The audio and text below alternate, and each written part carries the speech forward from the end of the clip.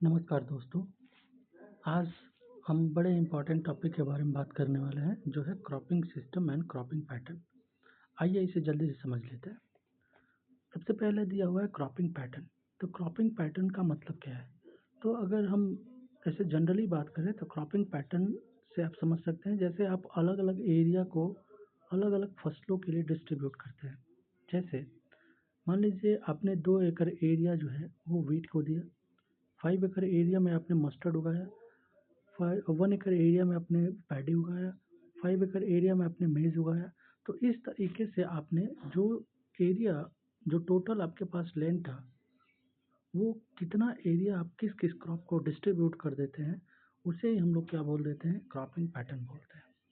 इसमें आप देख सकते हैं कि पहला टॉपिक है कि crop rotation practice by the majority of farmer in a given area and locality.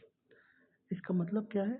इसका मतलब ये है कि किसी निश्चित क्षेत्र में अधिकतर किसानों के द्वारा अपनाए जाने वाला जो क्रॉप रोटेशन ये बोलते हैं ना, फसल चक्र, उसे हम लोग क्या बोल देते हैं? उसे हम लोग क्रॉपिंग पैटर्न बोलते हैं। यानी वहाँ के जो फार्मर हैं, वो एक निश्चित क्षेत्र के अंदर किसानों के द्वारा मैक्सिमम कौन-सा क्रॉप, कौन-कौन से क्रॉप्स उगाए जा रहे हैं वहाँ पे, वो क्या है, वहाँ का क्रॉपिंग पैटर्न है। ठीक है? वहीं दूसरा टॉपिक देखिए, type and arrangement of crop in a time and space.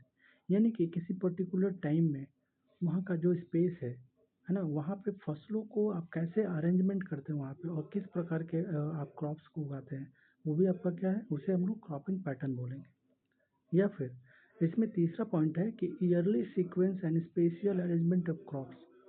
मतलब कि किसी निश्चित क्षेत्र में फसलों या फसलों की, है ना, यानी ईयरली बेस पे आप किस तरीके से फसलों का डिस्ट्रीब्यूशन करते हैं एरिया का, है ना, उनका कैसे अरेंजमेंट करते हैं, तो वो भी क्या होता है आपका, वो भी होता है आपका क्रॉपिंग पैटर्न। ठीक है? फिर आपका लास्ट 4 पॉइंट है the proportion of area under various crop at the point of time in a unit of area.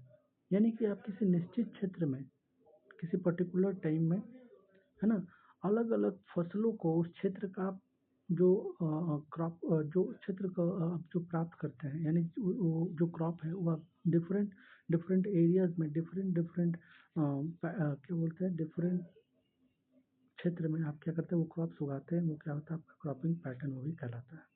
ठीक है? तो ये था आपका क्रॉपिंग पैटर्न। अभी समझ लेते हैं क्रॉपिंग सिस्टम क्या है।